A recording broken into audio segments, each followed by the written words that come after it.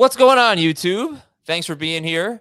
Let's talk strategy. We've got some great information for you here, but we need you to hit subscribe and we need you to hit like. Thank you so much for being a part of the Fantasy Football Today community. Tell your friends, and here we go. It is a strategy session. Strategy session. I shouldn't have started with that kind of tongue twister there. You were off for a month, so it's good to have you back. I was off for about a week and a half, and the shaking off the rust right now. Adam, Dave, and Jamie. I've been singing in my head because I'm back. It's like the Eminem. Yes, who's back? Well, were you technically gone since you were actually watching and participating on the stream? I only watched for like 5 minutes, and that was it. Not sure if I believe that one. Do I look more tan to you? Do I have a tan? I mean, no. we actually saw you, so you look less tan. I think he was watching because he wanted to know just how many more likes Jamie got from hosting compared to when you were hosting. Oh yeah, I destroyed you in the likes. I don't want to know that. That I don't want to know. Anyway, I'm refreshed, ready to rock and roll. Crunched a lot of numbers last night to prepare for this show. To let you know. Homework for you. Homework? What? I sent you all the win percentage stuff you asked for. Oh, yeah. You didn't even look at it, did you? I did. So Jamie sent me his win percentage stats from the last 3 seasons, which is what's the one sentence to describe what it is? Percentage of players who are on winning teams. Yep. No. The percentage of winning teams that the player is on. Yes, that's what I said. That's the exact opposite of what you said. Anyway, here's one thing I noticed. Each of the last 3 years, there has been a 49ers running back in the top 7. You had Raheem Mostert, Jeff Wilson, baby. And Jeff Wilson again. Jeff Wilson was 7th last year. I didn't even remember that. Mostert was 4th in 2019. Wilson was 2nd, had the 2nd highest winning percentage. So championship teams had Jeff Wilson more than almost any other running back. The reason for that is you're stashing players too. So you're not necessarily starting these players. Right. Like you wouldn't have started Wilson in week 17 in the championship, but you may have started him in weeks 15 and 16 this past year. But no, that was not this past year. Yeah, 2021. Nobody was starting Jeff Wilson last year. No, at the end of the year they were. They were. Remember, he had like the 14 plus PPR points weeks 15 and 16. That's what I didn't remember that. I saw him finish his 7th in win percentage. I was like, really, Jeff Wilson? What? Yeah, people picked him up because he had an opportunity to play, and then he destroyed Houston because everybody destroyed Houston. And then after those 2 games, he went basically into a useless role. No, it was Atlanta and Tennessee. Why do I think it was Houston? He was going to play Houston week 17. And then Elijah was back, and Elijah went crazy. Okay, I forgot the game against Atlanta. I know, yeah. So you got to look at your own notes, but also I just kind of looked at the last 3 years and each of the 4 positions. Where do the top 12 quarterbacks, running backs, wide receivers, where do they get drafted? Where do the top 6 tight ends get drafted? What does it mean for us as we draft? What lessons can we learn? And there were some really interesting things, and we'll get to them in a minute. But we have some wide receiver news, guys. AJ Green back to the Cardinals. Sammy Watkins to the Packers. Dave? That's not the big wide receiver news for today, though. Oh, what did I miss? The 3 guys that might hold out. Oh, yeah, that. Well, all right. So we'll get to that in a minute. But the guys who actually signed, Dave, break down AJ Green to the Cardinals and Watkins to the Packers. What you're looking at here are 2 wide receivers that fantasy managers have come to rely on for fantasy production that are now absolutely over the hill and will only be useful as potential bye-week replacements. I do not recommend drafting either one of them in a typical 15-round league. What about the opportunity, I guess, for AJ Green without Christian Kirk? Well, he wasn't that bad last year. Okay. Go ahead. You can take him with one of your last picks. Same thing with Sammy. And I know that Sammy, Green Bay doesn't have anybody right now, and he might play in the slot or whatever. I really don't feel good even spending late round draft capital on these guys. Okay. And Jamie, wide receiver holdouts? Yeah, I mean, it could be a problem for A.J. Brown, Terry McLaurin, and Deebo Samuel if they're not there. Obviously, Debo's expressed his unhappiness with his social media scrubbing of the 49ers. And please, the whole thing about sending him death threats and racial slurs, it's the absolute stupidest thing. He's not trying to ruin your team. He's trying to better himself. He's going to play, hopefully, for the 49ers. Sending messages to players is the stupidest thing you could do. So please don't do that. But hopefully these situations get rectified. You like to see everything settled soon. The fact that they're not with their teams in the offseason program really is meaningless for all three of those guys. I think, you'd like to see, well, I guess maybe for Terry McLaurin, not so much because it's a, new quarterback, but for the most part, it's still meaningless. As long as they're there for training camp, I'm sure something will get settled soon. But, they're seeing all these guys get paid and they want to be part of it. So hopefully they get, some level of compensation that's going to make them happy. We also have to keep an eye on Kyler Murray as well, from a quarterback standpoint. So there's going to be some storylines that we'll keep an eye on heading into the start of training camp, most likely. But it would be nice to have these, contract situations settled sooner. I want to tell you about how another way to listen to our show, by the way, if you have smart speakers, you can say, Alexa, play the latest episode of the Fantasy Football Today podcast, or hey, Google, play the latest episode of the Fantasy Football Today podcast. It is so easy if you have smart speakers to listen to Fantasy Football Today. So please do that. Here's our email of the day. The email address is fantasyfootball@cbsi.com. That is the letter I. Fantasyfootball@cbsi.com. It is from Cass. Cass and I email from time to time. He is obsessed with CeeDee Lamb. Just never stops talking about CeeDee Lamb. So I heard Dave sold a gold leaf card for 1 cent. Was that again that you sold, Dave? You were here for when I told you the Jacquizz Rodgers card. Jacquizz Rodgers. I have a CeeDee Lamb autographed gold leaf card, which is 1 of 1. What do you think I paid for it? If you ask Jamie and Heath and Dave on your show what they think, I'll donate $100 to St. Jude in honor of whoever comes closest to what I paid. It's a beautiful card signed by the best wide receiver of all time. Okay, so you guys, $100 going to St. Jude. It's going to be in one of your names. You have to guess how much did Cass pay for his signed gold leaf CeeDee Lamb card. Who's going first? You want me to go first? I have no clue. I'll say $305. 306. Okay, 305 for Dave, 306 for Jamie. I don't think it's closest without going over. It's just closest. Cass, you let us know who won, and thank you very much for your generous donation to St. Jude. I'll read your questions all the time if you keep donating. Good stuff. All right, let's turn our attention to strategy now.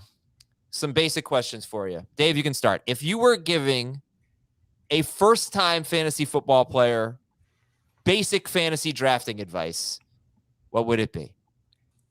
The first thing you have to do before you go into your draft is learn what the league rules are and what are the roster requirements. How many wide receivers do you start? How many quarterbacks? How many points for a touchdown, a passing touchdown especially? Yardage, is there bonuses, stuff like that. Know your league rules. That's the very first thing. And know how many people that you're drafting with. Is it a small league with 8 teams, or are you in a big monstrosity with 14 or 16 teams? These are all factors that you have to keep in mind before you even think about who you want to draft, so you know where your priorities should be. Jamie, first-time fantasy player. Now he or she has read the rules, knows how many teams, all the things that Dave just recommended. Now it's time to draft. What do you give somebody to, just to ease their anxiety a little bit? Hey, just do this. Take the best players. You said it, I think, best on F15.5 last night. You want to come away, I think, with your first 2 picks. If you have one top-tier running back and one top-tier wide receiver, it's a good way to start. So obviously the things that we say all the time, you don't have to reach for a quarterback. It's a very deep position. If you can get one of the top tight ends, that's always going to be in your benefit as well.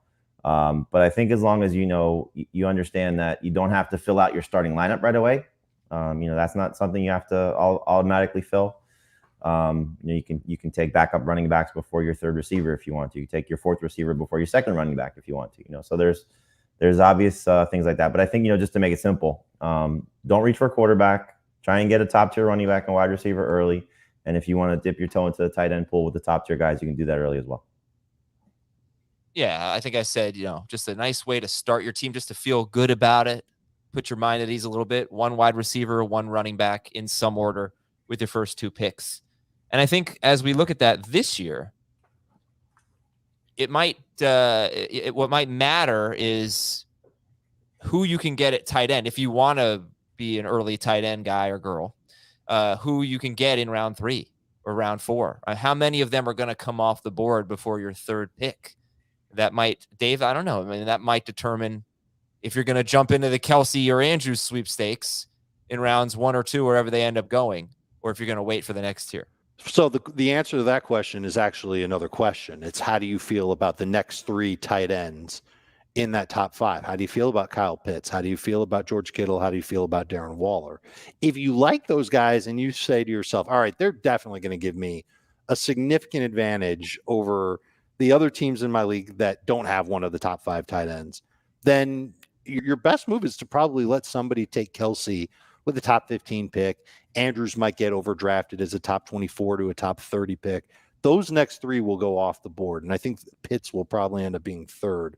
And then I'm not sure who's going to be 4th or 5th between Kittle and Darren Waller, but you could try and aim for one of those 2, maybe as soon as early round 4. And I think if you like those guys, you'll feel like you're getting an edge and you're getting good value. And without question, you're getting one of the better tight ends in fantasy. It's just whether or not they'll pay off to the upside that you're hoping for.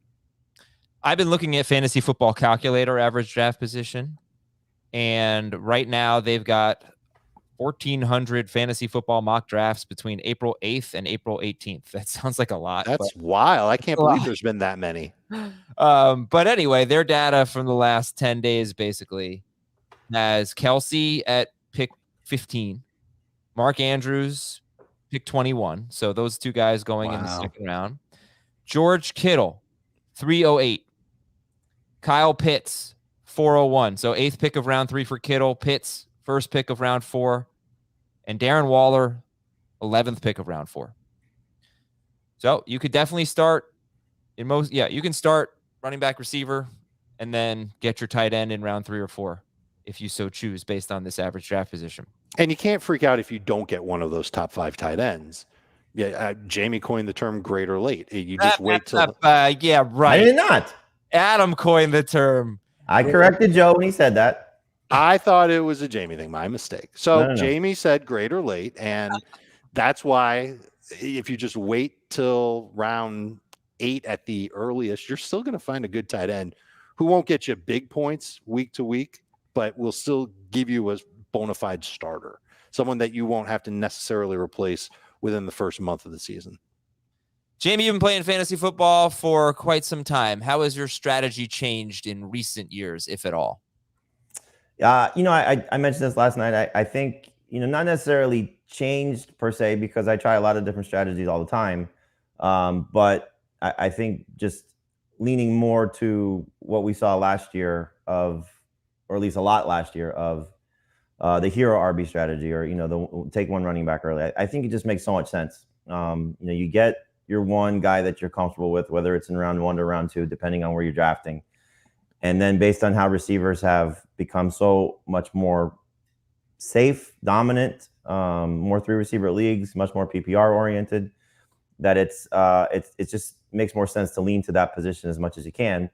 And, getting 3 to 4 studs at that spot, as opposed to 3 to 4 running back studs, because of how much the position turns over throughout the course of the season, you end up with, I think a roster that has more upside and also more flexibility, because, if you get those 4 receivers and then, maybe a 5th one along the way, you can, just keep turning your roster over from the running back position as the waiver wire, lends itself to. Like I told you last night, once we get past the first 4 or 5 weeks, you kind of know where the receiver position is headed.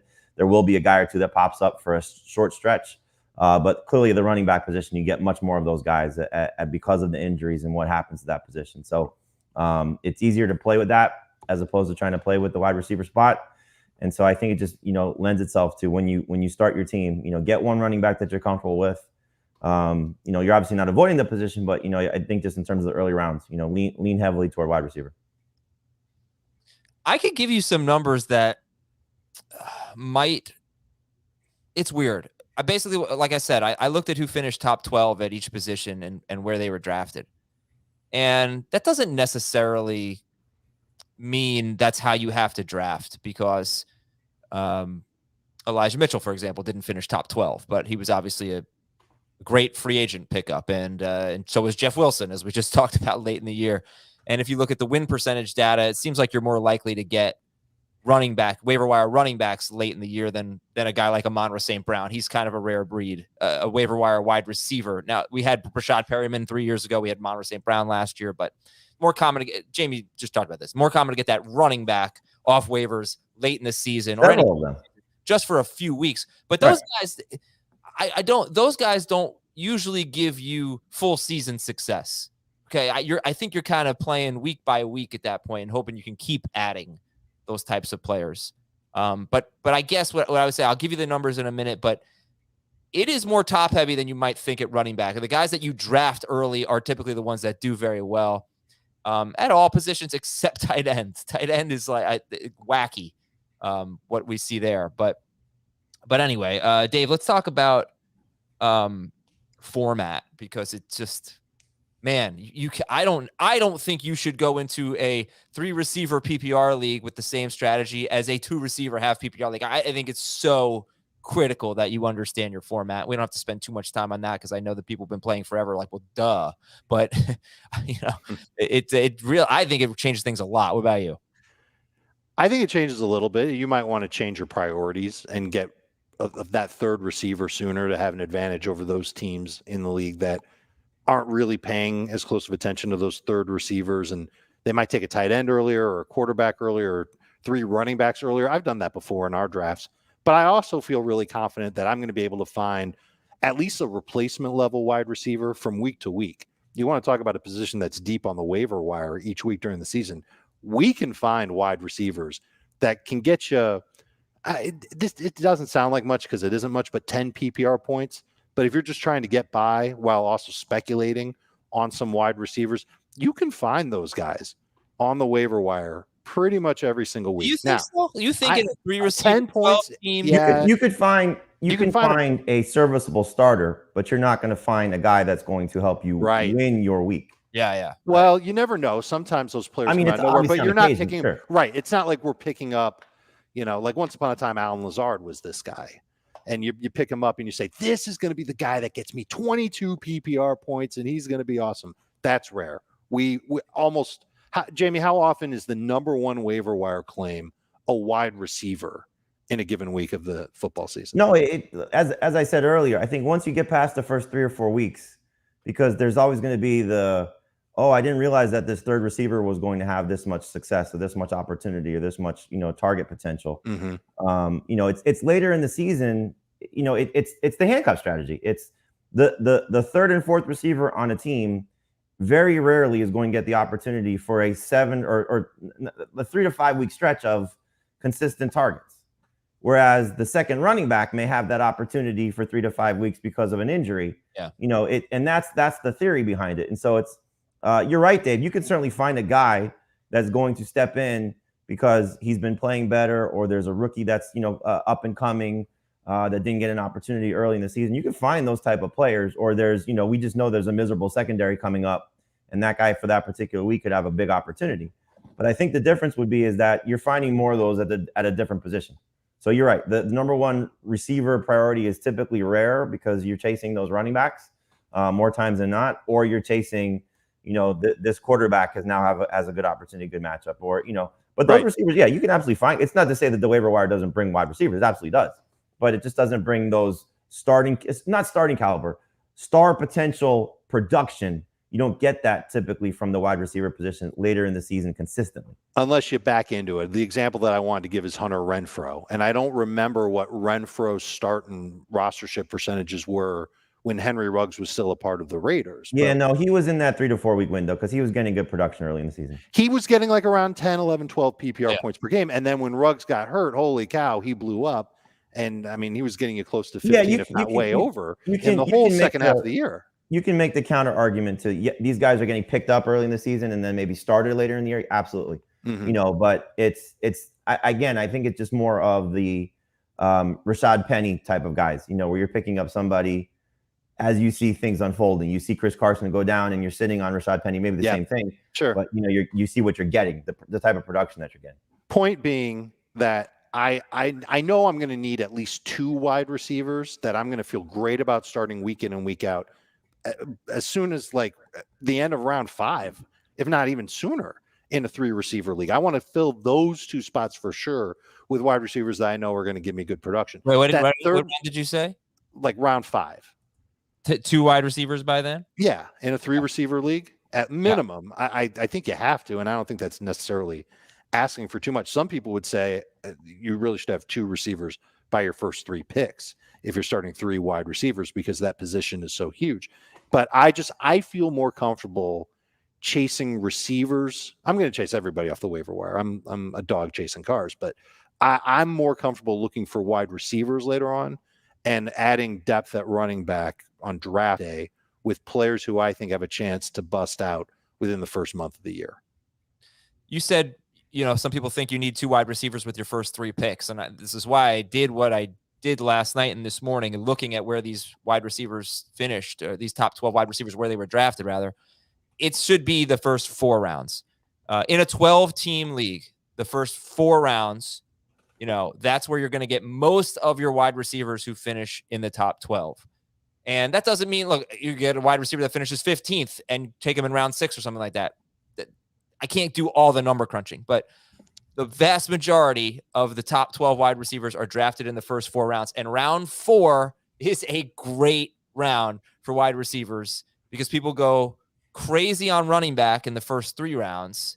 Not so much, you got about 12 wide receivers that come off the board in the first 3 rounds. Round 4 is a great wide receiver round. So that's kind of where I think you should be targeting based on the numbers that I've, the numbers that I witnessed and we'll share with you in a minute. So let's do observations at each position. I'll give you an observation at quarterback, running back, wide receiver, and tight ends based on what we've seen in the last 3 or 4 years. And you tell me what you think about it. So at quarterback, most of the guys who finished top 12 were drafted top 12. Last year, I think it was 11 out of the 12 best. It's 6 point per passing touchdown leagues were drafted that way because somehow, some way, Ryan Tannehill finished as QB 12. But 9, 10, 11 of the top 12 over the last 3 years have been drafted top 12. Not a ton of surprises, I guess. But one thing that I have noticed, Jamie, is that you go back now 4 seasons. 4 seasons ago, Patrick Mahomes was QB1 and Matt Ryan was QB2, and they were not drafted in the top 12. I think Mahomes was QB13 and Ryan was QB15. No, I've switched that. Mahomes was QB15 on draft day and Ryan was QB13.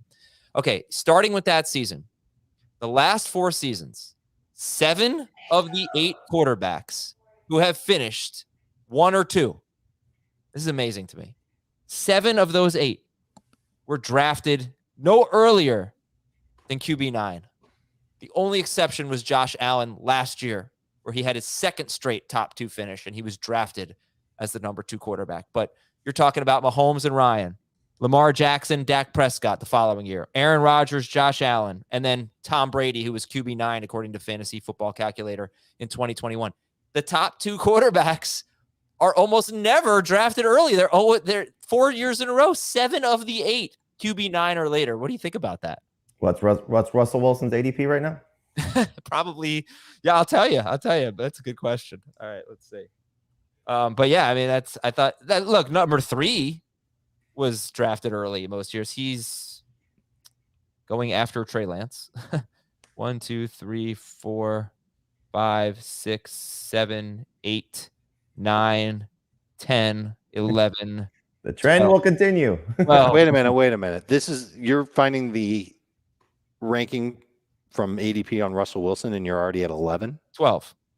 He's going 12th? Behind Trey Lance and Jalen Hurts. I don't know if I'm ready to trust this data. Yeah. This seems weird. I bet you. Is this 2023 ADP? Because this doesn't sound like 2022. Look, okay, you tell me how off this sounds. Josh Allen, Patrick Mahomes. I bet that's falling. Kyler Murray. Oh. Justin Herbert, Lamar Jackson, Aaron Rodgers, That surprises me. Joe Burrow, Matthew Stafford, Dak Prescott, Jalen Hurts. There's got to be some startup dynasty in there. Yeah. Trey Lance, Russell. That's Oh, what maybe. it feels like. Russell Wilson. Where's but Brady? Brady is, he's low. Yeah. This is inaccurate. Yeah. This is NFC. Light it on fire. No, this is fantasy football calculator. Yeah, it could be some startup dynasty. All right, but I could see him being QB9. Yeah, that's what I was going for. Mm-hmm. I was going to say somewhere between 7 and 9. So, he's the one I would say if you're going to continue the trend. Look, we know it's a position that has, not necessarily volatility, but it has guys that take leaps. Mahomes, the year you referenced, Lamar Jackson, we know that. Aaron Rodgers was certainly drafted outside the top 12, or right at 12, 2 seasons ago when he won his first of consecutive MVPs the last 2 years, and then comes back the second season, and everybody was on board to whatever extent, whether he was drafted in the top 5 or certainly in the top 10. So there's going to be somebody probably of that group. I'm a little concerned about Kyler with a potential holdout. So he's a little bit lower for me. So he's in this range. Dak is in this range. Russell Wilson's in this range. Depending on how you feel about Brady still, he might be in this range. And then you mentioned the one guy, Trey Lance is certainly somebody that's a darling for a lot of people. I don't have him ranked inside the top 12 as of now, but I think once they move on from Jimmy Garoppolo and we get a little bit more security about it, he's going to be right there.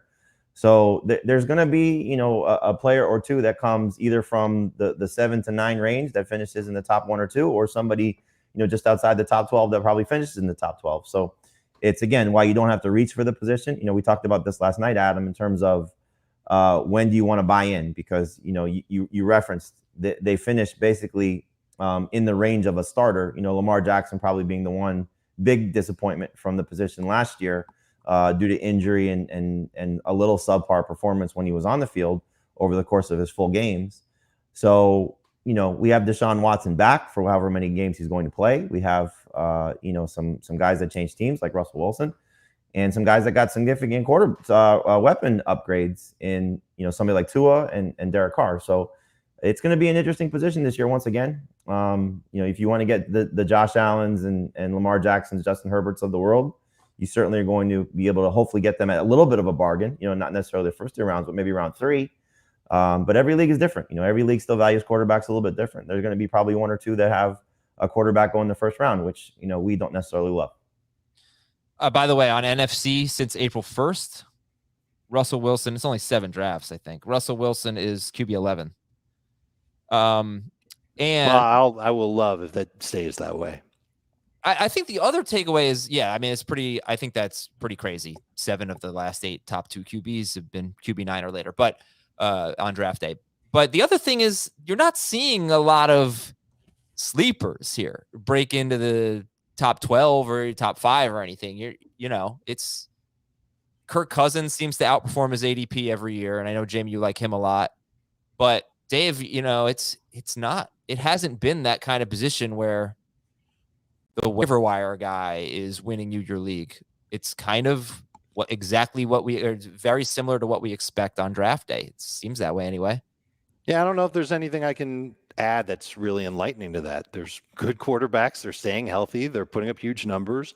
I guess what I could add to it is that there are at least, let's throw them all in there. There are 6 quarterbacks that are going to be entering their second year, each of which you could make at least a decent case. With Davis Mills, he would be decent, and with Zach Wilson, probably decent too. But the other 4, and the names: Trevor Lawrence, Trey Lance, Justin Fields, Mac Jones. Those guys have upside.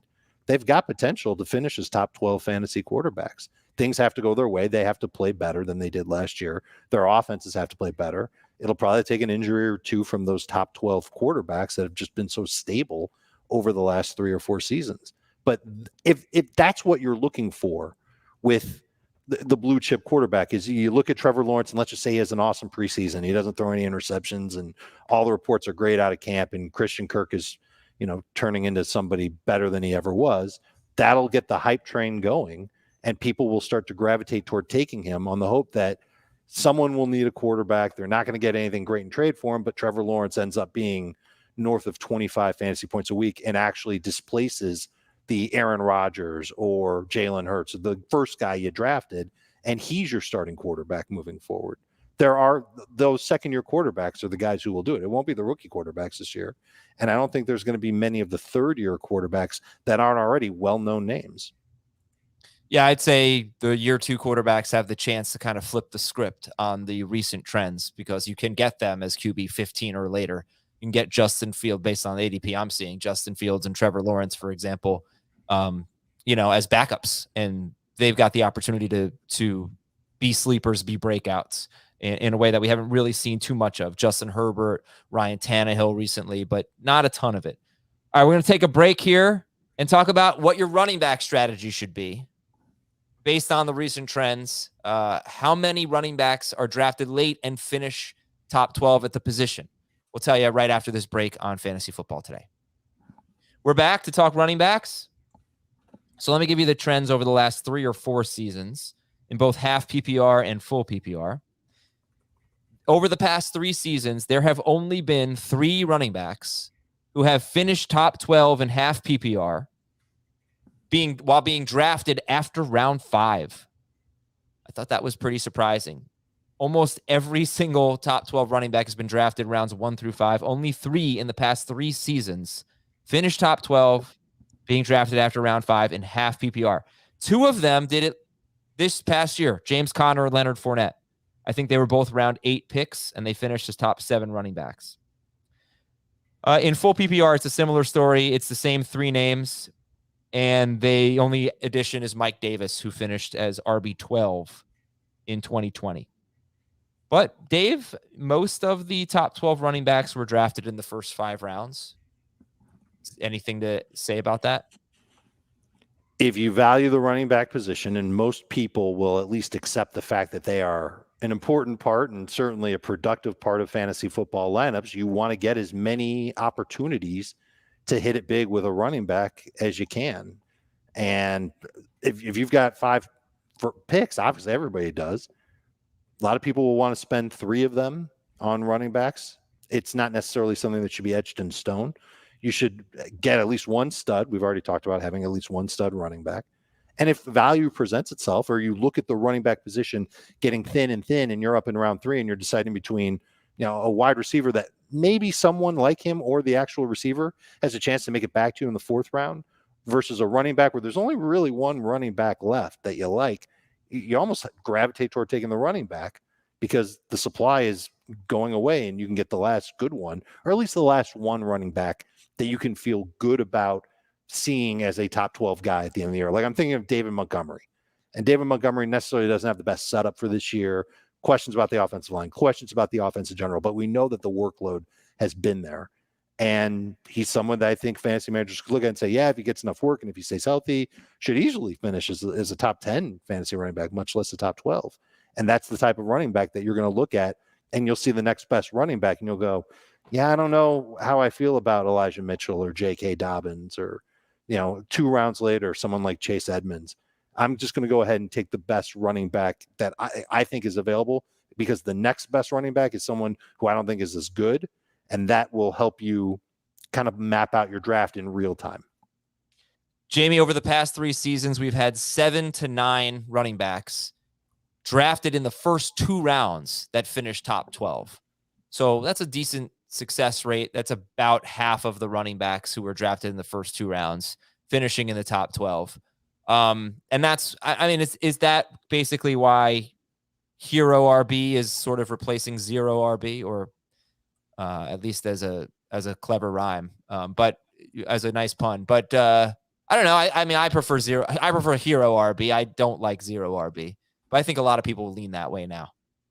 No, I agree. And I think, like I told you, we had the discussion on our live draft last week between Joe Pisapia of Fantasy Pros and Heath about, Joe made the comment, and I know he didn't mean it the way that he said it, but he said that zero RB was a lazy way of drafting. And, Heath, countered that by saying it's probably a more difficult way of drafting, which I think most people probably lean that way, because you have to, really strategize how you want to, when you want to attack that position, the running back position, how long do you want to wait? Some people think it's after your first 6 picks. Some may say it's after your first 4 picks. Some may take a little bit longer than that. I was in an analyst draft last year, where the first 8 picks were non-running backs, and that fantasy manager, we only started at most 5 receivers, and so that fantasy manager really went away from the running back position, and I think struggled as a result of it, because they drafted, I think it was AJ Dillon, and there was another like prominent handcuff, but didn't get the return on investment because the starter in front of them didn't necessarily miss a lot of time. So, there's different ways to approach it. You have to make sure if you go the 0 RB route, you have to, land on the right running backs early in the season to help you, get through, and then clearly be successful on the waiver wire. But I agree with you. I think, hero RB is a little bit more, I don't want to say safe, but just, a little bit better approach to it because of the ability to at least lock up that position with hopefully a star, whether it's a top tier star or a second tier star. And then, again, it's how you attack the second part of that position. Once you get your wide receivers, quarterback, tight end, depending on how you want to go, it's almost then you're going back to the same 0 RB strategy of, the Raheem Mosterts of the world, the guys that are going to get you an early start in the beginning of the season. And then hopefully, you pick up a couple of guys that you feel pretty comfortable that at some point in the year, they're going to have some significant value. What matters more, talent or opportunity at running back? Hate to say it, but it's opportunity. And that comes with years and years of experience in fantasy football. Yeah, the thing about it is like, who's the talent evaluator? Is it us as fantasy analysts? Is it the fantasy player? Or are you saying the coach? Because we probably see things differently from time to time than the coaches do, and we talk about that. Yeah. And that's part of it. So I'm trying to think, was it the Dolphins, the Frank Gore year, where they kept giving Frank Gore the ball all the time? We're like, what are you doing? Adam Gase. There's times where coaches think that their players are capable of doing more, and there might be a more talented player on the roster that doesn't get those opportunities for whatever reason. Trey Sermon last year, for example. So I would say opportunity, unfortunately, as well. Dave, I think, said it best. Opportunity does matter the most, but I do push back on the thought that it matters so much more than talent, because I always say, or I have been saying lately, if you're not good enough, you will lose the job to someone that we don't even expect. Okay. And that's what happened with Myles Gaskin and Mike Davis. We never thought Cordero Patterson or Duke Johnson could come in and take the job. But if these guys aren't good enough, they will not continue to be force-fed opportunities. They will be phased out or lose the job entirely. So it's just something to keep in mind. It's like that at every position, though, Adam. It's not just for running backs. It's definitely like that at quarterback. But nobody's taking, a player that they don't think is any good in the first 5 rounds because of opportunity at any other position other than running back. You know what I mean? Like, well, this wide receiver is not very good, but he could get a ton of targets. I feel like that guy usually goes in the 8th round or something like that. But at running back, it's the 5th round. Yeah, it's Christian Kirk, Alan Lazard, the situations that they're in right now where they're the number 1 guys on their teams, obviously different scenarios. But yeah, you're right. It's we end up taking the guy that we're hoping will get 15 plus touches, because maybe that leads to some semblance of quality production, and you're hoping that eventually the situation works itself out for the best. Like, think about James Conner last year. Talented guy that was on a good offense, but we were writing him off because he was coming off, that injury-riddled campaign and just failures with the Steelers, and he resurrected himself. So opportunity there eventually, the chance to get another opportunity led itself to him having a great fantasy season, and clearly what worked out for him from a reality standpoint as well. And the flip side of that's also true. Who do you think is a more talented running back, Melvin Gordon or Javonte Williams? Javonte. Everybody would have said Javonte. Well, guess what? They were 50-50 all year long. It was annoying and it sucked. And I'm glad that coaching staff is gone in Denver. And hopefully the new one will give Javonte Williams the type of work that he deserves, because he's earned it, because he's more talented than the other running backs on that roster. And I think it's going to end up coming to pass that he will be. You should feel a lot better now about Javonte. I unless they get Breece Hall or Kenneth Walker in the draft, I think you're looking at Javonte getting at least a 60-40 split of that workload, and he deserves it. He's the more talented running back. But J.K. Dobbins is another example. maybe not necessarily the best example since he's hurt right now, but I think he's a tremendous running back. Oh, I mean, stay in Unbelievable Baltimore last talent. year. Tyson Yeah, right. Williams versus Devontae Freeman and Latavius Do you Murray. remember how crazy I went over Tyson last year? And he's the one that actually showed me the light. He said, listen, man, he's making mistakes. And if he keeps making those mistakes, he's not going to play. Yeah. And he did not play. And it ended up being Devontae Freeman who ended up helping to a degree for fantasy managers. He wasn't terrible. For a waiver wire ad, he was good. Yeah, and Javonte Williams was the guy that I thought was a great, I guess 0 RB pick. I drafted him in so many leagues. I just figured I'll wait it out. Maybe it'll take half the season, but at some point, you were hoping for. Mm-hmm. I thought he was going to win every one of their leagues, and I think he could have. He showed at least the talent to do so. He had the 1 week where he was RB1 when Melvin Gordon was out, but Gordon stayed healthy and Gordon stayed 50-50. But that's why opportunity is everything. Who's getting the playing time? Who's getting the third down work? Who's working at the goal line? Who's getting the targets? And this is for any position. Who's getting work in the red zone? All that stuff. So let's say we're in a 3 receiver PPR league. Give me a breakdown of your first 6 picks.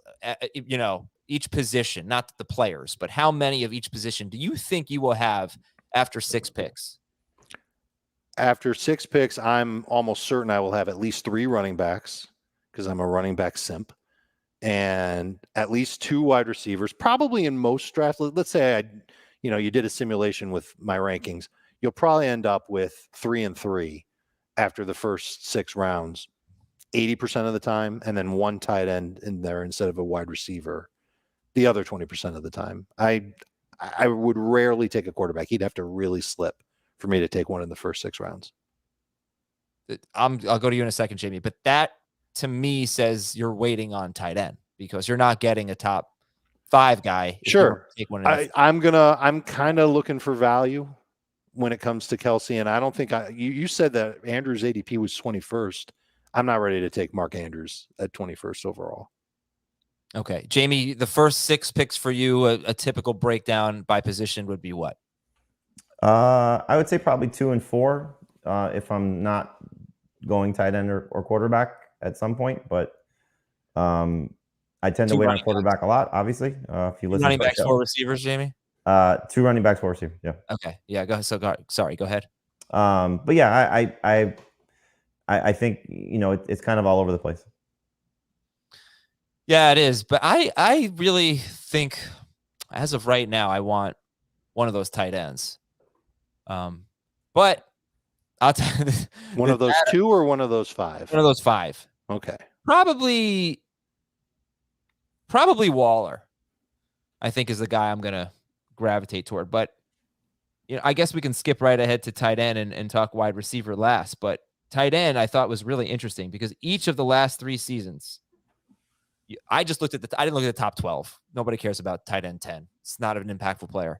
I just looked at the top 6. And it's basically an even split between guys who were drafted to be studs, which doesn't mean the first 2 rounds or whatever, because, you get stud tight ends in round 5, round 4, whatever. It's an even split between the guys who were drafted to be top 6 or top 5 tight ends and guys who were drafted in round 10 or later, 12 or later, something like that. There's a lot of those names. There's Austin Hooper 3 years ago, and 4 years ago, there were 4 guys who kind of came out of nowhere. It was like Jared Cook, Hooper again. I don't remember all the names. You had the Logan Thomas, Robert Tonyan. 2020. There was one other guy in there who was drafted outside the top 10 rounds. And then last year, it was Dalton Schultz. Gronk, right? I don't know if he finished there. I'll tell you in a second. All right. 2020 was Kelsey and Waller were the top 2, and they were drafted to be that way. Tonyan, not drafted. Hawkinson, round 13. Mark Andrews, round 4. Logan Thomas, not drafted. So that's 3 of the 6. 2019, you had Waller, Andrews, and Hooper drafted in round 10 or later.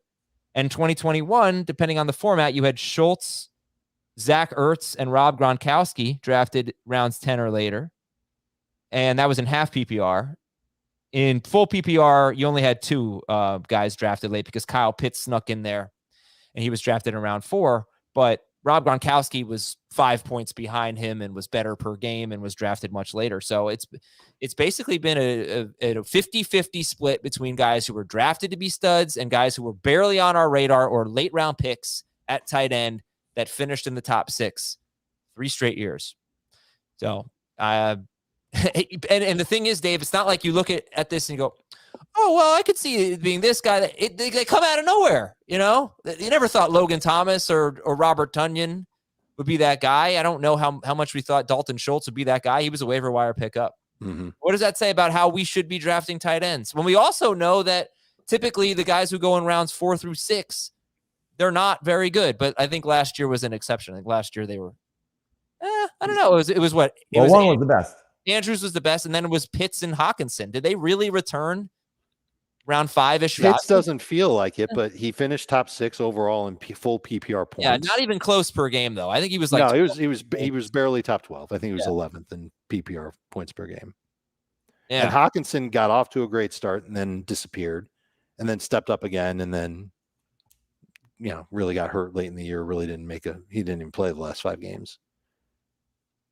Yeah, so I don't know. I mean, if I sit here and say, well, my first 6 picks, I want one of those tight ends. Maybe I'm wrong. Maybe I should just wait it out. You should know that that's an option. You should know that it's an option to wait out tight end, and you can wait it out into October if you really wanted to, and just stream the position. You're looking for a guy that's here comes that word again, opportunity. You're looking for somebody who could potentially be the first or second target getter most weeks for his team. It sounds simple, and it's hard to predict that Dalton Schultz is going to be that guy for the Dallas Cowboys. Before the season starts, they have all these awesome receivers. How could that possibly be? But receivers get hurt, tight ends step up. Also, tight ends sometimes, in the case of Robert Tonyan circa 2020, just became a huge end zone guy. Caught a lot of touchdowns. Sure, Dawson Knox and Pat Freiermuth last year. Yeah, absolutely. Yeah. What were you going to say, Jamie? No, I was going to say, it's like, you say you're going to wait it out, but, Dave kind of hit on it. It's like, who are you waiting it out for? And he said, you wait until, you stream the position. But yeah, there's also a lot of failures in that as well. So it's almost like, you draft somebody that can give you the floor, whether it's a pretty good floor, like a Dallas Goedert, maybe a little bit lower floor than like a Zach Ertz. And then, you maybe draft the second guy that has what could be a lot of upside. And I think we could see some scenarios where there are some guys with upside this year. It's names that feel kind of icky because we've been chasing these guys for years. But I mean, think about what the Browns did. They bring in a better quarterback and they let Austin Hooper go. So maybe this is David Njoku's year because they invested in him. Maybe Mike Gesicki with the new play caller and Mike McDaniel, who comes from what they did with George Kittle. And you're already hearing that conversation happening. Gesicki talked about it this week, about how he's been watching a lot of George Kittle tape and wanting to, do some of the similar things in this offense. Who knows? Maybe Noah Fant, however the quarterback situation shakes out in Seattle, finally has his opportunity. Albert O now in Denver. There are definitely guys that you can see the path to success, but it's a matter of will they get there? And so, it's not a bad position to take 2 swings at. Instead of maybe taking 2 quarterbacks, you take 2 tight ends. Mm-hmm. I'm speaking to you, Adam. You take 2 tight ends, and you hopefully you hit on one of them. No chance. That is not. I would much rather take 2 quarterbacks than 2 tight ends because that's crazy to me. No, because the second quarterback I take could be Justin Fields. I'll just do teammates here. The second quarterback I would take would probably be Justin Fields, and the second tight end I would take. I like Cole Kmet. I think I always look for the guy who's going to be top 2 on his team in targets. Almost every single top 5 tight end, including the ones that come out of nowhere, are top 2 on their team in targets. And Kmet, to me, I would project him to be 2 as of now. I mean, things could change. Sure. So I would much rather have Fields than Kmet. I'd much rather have Lawrence than not Ingram, but Lawrence than Kmet, Lawrence than whoever my second tight end would be. I think you got a much bigger chance of getting a league-winning home run hitter at quarterback than you do at tight end. Personally, but wouldn't you be drafting that quarterback first? Their first quarterback? Fields or Lawrence? No. Your starting quarterback. Oh yeah. But I don't mind taking 2 shots at it.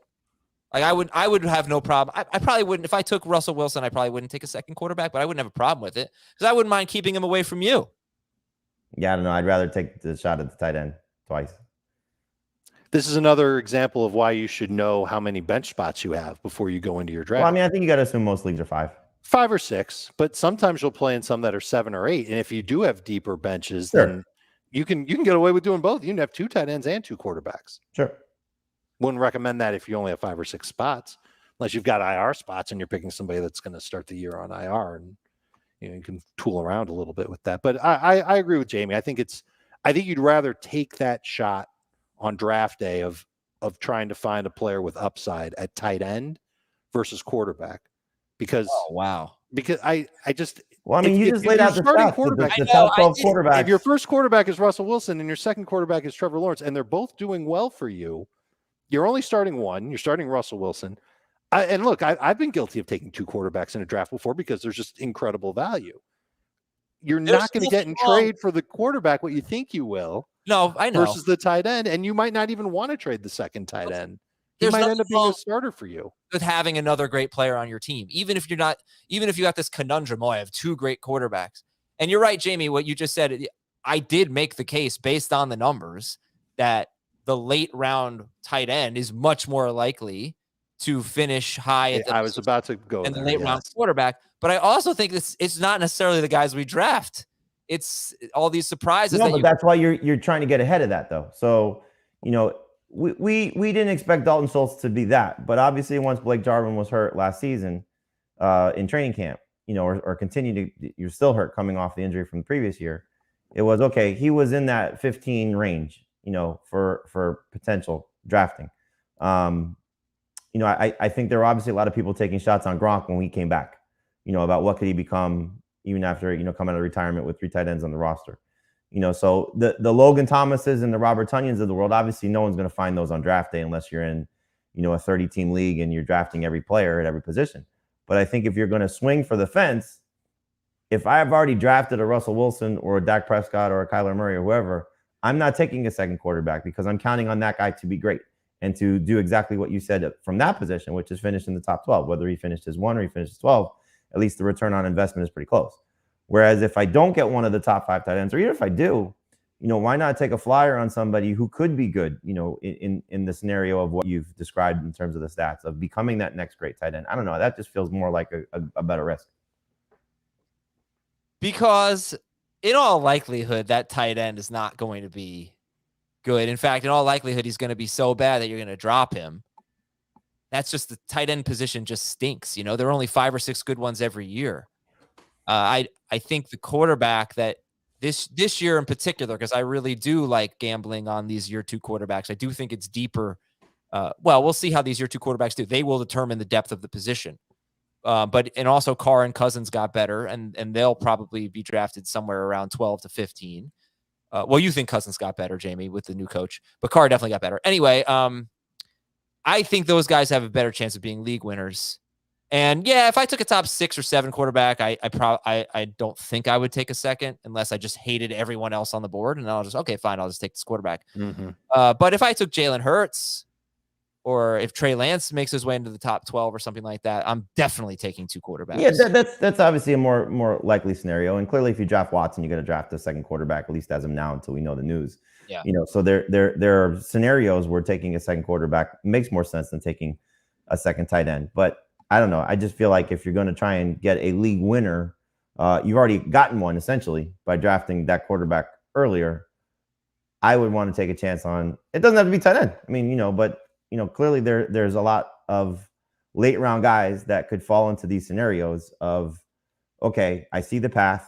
Hopefully this is the year that it happens. And if it doesn't, then I move on. You know what? You'll probably find a backup quarterback on waivers that could be similar to the guy that you wanted to draft late as well. Or you trade for one and it comes at a cheaper price. Let's take a look at the wide receiver trends. By the way, just to put a bow on this tight end discussion, just something I'm seeing in my tight end notes. The last 4 seasons, half of the top 5 tight ends were drafted in round 12 or later. That's a pretty good way to sum up the position. Half of the top 5 tight ends in PPR were drafted in round 12 or later over the last 4 seasons. All right, wide receiver. So rounds 1 through 4, That's where you're going to find most of your top 12 guys. And round 4, as I said earlier, has been a really good round because, people load up on running backs, wide receivers fall a little bit. And round 4 has been very, very profitable. I think that what you saw at wide receiver in 2021, you have to realize was not the norm. When you look at the amount of wide receivers who finished top 12 and were drafted after round 6, so round 7 or later, there were 4 of them last year. 4 of them in half PPR was Jamar Chase, Deebo Samuel, Cordarrelle Patterson, and Hunter Renfrow. And 4 of them in full PPR replaced Patterson with Jalen Waddle, I believe. That is as many as the 3 previous seasons combined. And that number, again, is the amount of top 12 wide receivers who were drafted in round 7 or later. The 3 previous seasons, you had either 10 or 11 of the top 12 drafted in the first 6 rounds. So this is not a position where you are finding late round gems. I mean, you do find, I know Justin Jefferson had happened, and this past year it happened with 4 guys. That is not typical. So almost all of the top 12 guys were drafted in the top 6 rounds most years. Last year was different. Is that a sign of things to come? I don't think so. But what do you think, Dave? I mean, should we be approaching it that in the first 6 rounds, you should have 3 wide receivers, to give yourself the best chance of having a top 12 guy or 2? I think that makes sense. I still think you can find a good wide receiver in round 7 or 8 that can be helpful for your team. Real quick question. Where did Mike Williams, what was his ADP last year? Because I figure he was drafted round 7 or later. I don't think he was top 12, though. I've got him tied in full PPR with Jalen Waddle. Oh. For PPR points for the year. So yeah, so that's another one. Then that's what I think. And overall, I think part of the reason why it was rare was because there were 2 amazing rookie wide receivers, Chase being one of them, Waddle being another, that just got huge opportunities in their offense, and they played big through it. In Williams the case was 13 points behind Waddle. Yeah, it depends what scoring you look at, but that fine. Even if he was a wide receiver 13, that's another example of a guy drafted after round 7. There were a few guys in between them, but oh, okay, all right. I've got the cumulative points being dead even between the 2 of them, so who knows? Renfrow, guy got hurt, Waller got hurt, and Ruggs got kicked off the team. Renfrow got a huge opportunity. He played awesome. Patterson, I don't know if we're really counting him as a wide receiver, but if you could have started him at wide receiver, all righty then. I guess he counts too. He got a huge opportunity and scored a bunch of touchdowns. Well, he was eligible at wide receiver. He wasn't. He was, but I don't think a lot of people started him as a wide receiver. I did. Yeah, I mean, must have had really good running backs. He's annoying. In this conversation, he's unlike most wide receivers, obviously, because he played running back. But I guess my point is get wide receiver early. It doesn't have to be super early, but don't go 0 wide receiver. Nobody goes 0 wide receiver, right? That's not a thing. I don't think. No, you'll struggle. You will definitely feel some pain during the year if you do that. I didn't really factor in non-PPR, by the way. I think your strategy in non-PPR should be take a running back with each of your first 15 picks. No, not quite that. But Jamie, what would you say to somebody in non-PPR? What do you do? I mean, it obviously lends itself to wanting to go running back a little more running back heavy, just because of what those guys mean, and catches don't count. So, this is where the Damian Harrises and the Elijah Mitchells and those caliber of guys, and why, you can make a case for Derrick Henry even being number 1 still, where they don't factor in the passing game as much. But yeah, I think, you want to have that position a little bit more secure probably than wide receiver, even in a 3-receiver league. But, it's really more of a half PPR conversation, I think, than a non-PPR conversation, because I don't know how many people still play non-PPR that listen to our show. Yeah. There are people who do. I get a lot of questions. No, I know they do, but I mean, it's obviously a different audience that we're typically talking to. Right. All right. So if we're going to sum up our strategy show, how would you do that, Dave? Know what your league rules are. Look for players that are going to get good opportunities. Don't skimp on wide receiver or running back. They're obviously the most important positions. There's clear evidence that you can/should wait for quarterbacks and tight ends, and keep listening to the podcasts that help you feel good about the direction of your fantasy teams. Jamie? Never draft 2 quarterbacks. What about 2 quarterback league? And Superflex. Those are the only ones. Then draft 3. I think the most interesting takeaway was that half of the top 5 tight ends in the last 4 seasons were drafted after round 12. And if you don't like your tight end on draft day, that your season's not over. That there's plenty of ways to make up for that. So it is going to be an interesting thing to prioritize. And also, to me, I got to have at least 3 wide receivers through the first 6 rounds. I think if I'm hoping that round 7 is a good quarterback round. I'm sure it will be. So I could see my first 6 picks being 2 running backs, either 3 and 3 or 2 and 4, as you guys said. Quarterback in round 7, and then I don't know. I don't know how I feel about the tight ends. I really don't. That is one that I'm going to have to figure out, because this research opened my eyes, and I think the situation is worse for Kittle, Pitts, and Waller. I mean, they haven't had good off seasons. Is that fair to say? Well, I mean, Kittle, it's not really this offseason. It's more. It's the Trey Lance. Right. You're worried that Trey Lance is going to change how that offense looks. It's just I don't want to write off Trey Lance being good for George Kittle yet.